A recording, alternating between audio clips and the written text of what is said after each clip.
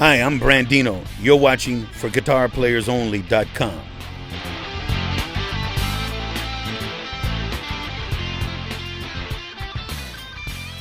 Hi everyone, John Liebman here. You're watching for GuitarPlayersOnly.com. Coming to you today on location from Hollywood, California, with our good friend Kevin Brandino. Brandon, what's happening, Brandino? Oh, I'm doing fine. How you doing, John? I'm doing great. This is kind of a departure. Most people, including me, have always thought of you as a bass player. And I understand you have a guitar playing part of your career, which is pretty prominent. So since the site is called for GuitarPlayersOnly.com, let's talk about that part of your career as a guitar player. Okay, well, you know I'm a bass player, classically trained, blah, blah, blah, blah. I started doing, I've done TV Santa Barbara back in the 80s. I got 3 Emmys for writing for the show. And was on the road, got off the road around 2007-8. So one of my students that I had that went to Northridge, got a degree, blah, blah, blah. He's in the industry. He called me and said, you know, I need you to, still write? I said, yeah, sure. I got 3 Emmys for writing. So what's up? He said, well, it looks like I see that you're off the road. I said, yeah, pretty much. So he says, you need to come over, check it out. We talked, struck a deal, start doing TV music. And the need for guitar became evident because there's really no sampling that really takes care of guitar. That'll never happen. Yeah, the guitar players fared pretty well. The bass players were in trouble, bass but the players, guitar drummers, all that. Guitar is always guitar. Yeah. It's just the way the instrument's built, melody-wise, chord-wise, the chords, how you play it. You get a different sound the way it is on a keyboard. So the bottom line is I was running into a situation that I needed guitar on the tracks, and I really didn't need to do any really extensive, just basic major minor chords and just basically easy melody lines or that implication over whatever the stack or whatever the music called for. So I called my friend Dave McLaren at Gino Guitars, sent me out some guitars, and I asked him what strings he had on the guitar, and he said GHS. So I said, okay, I know some people over there. Called over there and I said, I need strings for this guitar because I'm using this on, on this TV stuff. And it's like Wahlburgers, now I know, I'm calling blank, which I figured I would. But I mean, I have credit for, on the actor site, what is it, IMBD or whatever it is. Yeah. I have like over 50 shows that I've done over 8 years, almost 10 years of shows that I've done that are prominent that I have music on, general music. So it was, GHS were kind enough to do this. And the bottom line, it works. I use a G&L guitar, I use GHS strings, and I use usually 11 or 12 on top because I'm not really doing a lot of bending and all that stuff. It's a heavy string. It's just basically, it's almost like, 6-string bass, whatever, but it's basically you got another octave on or another mid-range octave on the keyboard if you were going to scale it like that, the range of the instrument from here to here or whatever, here and here and all that. Well, you must have used a lot of different kinds of strings on bass and guitar over the years. What is it about GHS that makes you use those continually on the guitar? Well, they work on the guitars I have. That's really the only answer. I mean, it's basically, I go to a friend of mine that's been setting my basses up for years, Kenny Climack. They used to be at Nadine's Music. That was a powerhouse in Hollywood for 40, 50 years, And basically, he sets up all my stuff. And basically, I gave him a selection of strings to set the instrument up, and that's what he chose. And he's a guitar player. And I said, well, make sure they're too thin for me. He goes, well, let me put it heavy. And I said, look, all I'm playing is just chords, a little knick-knack. I'm not a guitar player. I'm a bass player. But all I need is, if I play it on bass, it's too low. It's an octave lower. It's too low. So even if I'm playing little lines and I got a guitar, the bottom line is you're hearing that because in the mixing spectrum, now you're up here instead of down here. I've done 7-string bass. I made 6-string basses in the mid-'70s, which I'm about to talk about with Seymour Duncan down the line. But, that's what's up. So it's like I needed for necessity as a composer and as a writer to basically, if I had the money, to basically have one of my friends come in. Just that easy. So, hey, it worked for everybody. What's keeping you busy these days? Well, John, I'm really proud to announce, I don't want to brag or anything, but I got an email Monday of this week that my album, My new album is on the Grammy ballot. The Many Faces of Brandino. 2.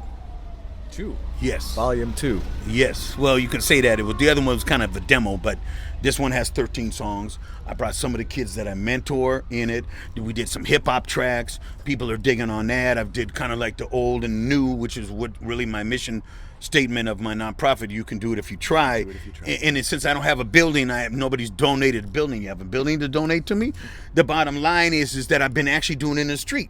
Like I meet kids, or I've got 2 of my kids at USC that I've mentored with lessons. They're going to school there. So the bottom line, I'm meeting all their friends. And from that way, I'm saying, look, maybe you need to do this. Maybe you need to talk to the company. Maybe you need to do business now. You need to know how you can be worth that as an asset to that company as an artist. Gimme. What can you give them? Because when you give out, you'll get back.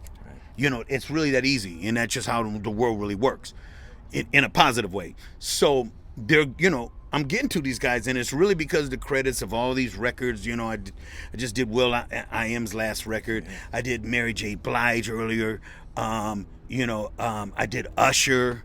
A good friend of mine, Ty Dolla $ign, which is Tyrone. That's my boy from the neighborhood. That's his son. So everybody knows that I did the other album that came out last year. So when you say that, it's like, kids, stop. Oh man, you work with him? Yeah, well, he's my friend's son. Okay, can we? You hear what I'm saying? Oh yeah, well, I want to meet him. No, it don't work like that. This is some neighborhood stuff. But what it does, it gives me a chance to really talk to people. And I said, look, whatever you want to do in life, this decision is when you make a decision. And if you want to play guitar, you want to practice, and you get a teacher, and you do that, you get those skills. That's how everybody else got there. No matter if they're playing sax, bass, or whatever, it's a dedication. And if you do that, then the bottom line, you'll have a future. If you don't, you mess up, then you can only blame yourself. What about the future? I remember the interview that we did on ForBassPlayersOnly.com, which is there. You should check that out too, ForBassPlayersOnly.com. Put in Brandino in the little search thing and it'll pop right up. But I remember we talked about the Tommy Dorsey Band, and you mentioned Will I Am and Mary J. Blige and the others. What about the future? How are you going to, not necessarily top that, but what are you going to do now? Is there something that in your long career you've always wanted to do but haven't gotten around to or haven't been able to do yet? Yeah, well, if I get this educational center, as you want to call it, let's leave it like that. That'll cover multimedia, where everything's going on for the young kids. My mission with You Can Do It If You Try was basically to give a vehicle for kids in underprivileged cities or in privileged regions of cities, to basically give them a center where they can basically come and get information that'll get them the next step ahead of somebody else or whatever, so they can decide if you want to be here in the street, or I really want to be an artist, or I want to be a photographer, that you have that resources to give them so that they have a helping hand along the way, because that's how I was taught. Is there a website? You can do it if you try. Oh yeah, .com? yeah, .org. .org. Yeah, it's an org. Me. Even better. Yeah. You can do it if you try.org. Mm-hmm. Yeah, that's what's up. So that's really my mission, because that way, basically, kids have a chance. They have an alternative, because I did. When I grew up in Compton and blah, blah, blah, and all that, to whatever, it's all the same. It ain't changed. So there was a guy, Milton Hall, that had $3 a lesson in the 60s, that you go to Saturday, and if you didn't produce, he tell, look, there's somebody else want to do this spot, and he kicks you out. And the bottom line is, he took it seriously. So you say, well, do I want to be an athlete? No, I can't do that. You want to do this? You want to do that? Oh, I want to be a musician. The bottom line, you had that. And you had a strife, and you had basically a vision and a goal to go for it. That's how I met Pancho Sanchez. We were at Cerritos College summer camp for the kids. And before he was even a star, he ain't got nothing to do with that. We all went, our parents sent to get him out of their hair for 3 months in the summer, and you go to music school. So you do that 4 years in a row, and you meet all these guys, and everybody's in a different walk of life. But we all started there, and it was all about trying to get education to get out of the hood and get the next step. Seriously. So that's all about that. It's all about positivity, I saw Pancho Sanchez on Halloween about 25 years ago in Washington. What's that called? Blues Alley. Yeah.